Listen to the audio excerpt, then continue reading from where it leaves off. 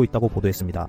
한일 재계 인사가 양국의 경제 관계 등에 대해 의견을 나눌 경제인 회의가 24일 서울에서 2일간의 일정으로 개막했습니다. 한일 간의 분쟁으로 양국 간의 수출 관리가 엄격해지고 있는 가운데 참가자들은 양국 정부 관계 복구를 요구하는 발언이 잇따랐습니다. 한일 경제인 회의는 1969년 시작 이후 매년 열렸으나 올해엔 한일 관계 악화로 무산될 뻔하다가 가까스로 열렸는데요. 이번 회의에서는 직접적인 피해를 보고 있는 일본 내부의 생생한 목소리가 이어졌습니다. 일본 측 주최 단체인 한일경제협회의 사사키 미키오 회장은 한일 관계는 출구가 보이지 않는 지극히 어려운 상황이라고 지적했습니다. 또한 한국에서 일어나고 있는 일본 제품의 불매운동에 대해서도 언급하며 확산에 대단히 마음이 아프다고 전했고, 일본 기업뿐만 아니라 한국 내 일본계 기업 등에도 큰 피해를 입고 있으며 일본을 방문하는 한국인들이 많이 줄어들어 관광업에도 심각한 타격이 발생하고 있다고 밝혔습니다. 일본 경제인들은 한국의 불매운동을 크게 우려하며 한일 간 비즈니스 관계에서 해결되어야 할 매우 절실한 문제라면서 이번 갈등을 계기로 양국 관계를 재구축하고 신뢰를 회복해야 한다는 의견을 내놨습니다. 하지만 경제인들이 화해와 협력을 강조하고 있는 가운데 이날 회의에 참석한 주한 일본 대사는 한국 대법원 판결이 양국 경제관계를 부정적으로 만들고 있다며 일본 정부에 바뀌지 않는 입장을 대변했습니다. 한편 24일 하토야마 유키오 전 총리도 트위터에 강제징용 배상 판결에 대해 언급했는데요.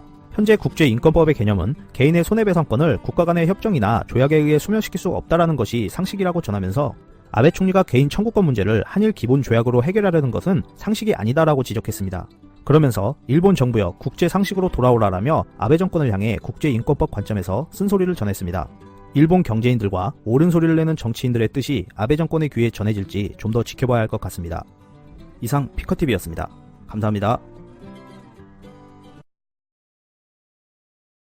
이유와 다시 부각되고 있는 일본 온천 전문가의 충격 발언에 대해 알아보았습니다. 한일 간의 분쟁이 발생하기 전 많은 분들이 일본 온천 여행을 다녀왔습니다. 건강에 좋다, 유익한 성분이 많다, 몸이 개운해진다 등 좋은 반응을 보이며 온천 여행을 즐겁게 다녀오신 분들이 많았습니다.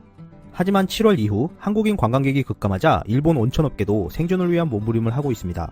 그 전까지는 알아서 한국인들이 와줬기 때문에 급하게 시설 투자를 할 필요도 없었고 안정적인 사업으로 대를 이어갈 것이라 여겼습니다. 최근 일본 온천 및 목욕탕들이 속속 리모델링을 진행하고 있는데 이를 두고 지금 할 수밖에 없는 심각한 상황이라 언급하고 있습니다.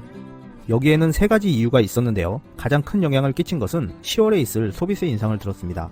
시간을 두고 여유롭게 리뉴얼을 진행하려 했던 곳들도 10월 전에 탄산 실기탕을 갖춘 곳으로 개조를 하고 있는 모습입니다. 두 번째 이유로는 도쿄올림픽 특수를 꼽았습니다. 한국인들이 오지 않는 상황에서 올림픽이 끝나면 경기가 어떻게 될지 모르기 때문에 먼저 해두지 않으면 폐업할 수도 있다는 위기감에 특수 전에 시설 투자를 진행하고 있다 합니다. 세 번째 이유로는 지금 리모델링을 해서 올림픽 특수를 활용해 해외 고객도 만들며 사업이 자리를 잡아야 하는데 만약 그렇지 못하면 수익률이 좋지 않아 후기자가 사업에 대를 이으려 하지 않을 것이라는 겁니다. 일본 온천 및 목욕탕들이 속속 버블탕과 탄산 실키탕을 도입하여 개조하는 이유는 시설 낙후도 있지만 좀 더 온천처럼 보이려 하는 이유도 있어 보입니다. 여기서 일본 온천 전문가 고노리 다케노리 씨의 충격 발언을 다시 한번 언급하지 않을 수 없는데요.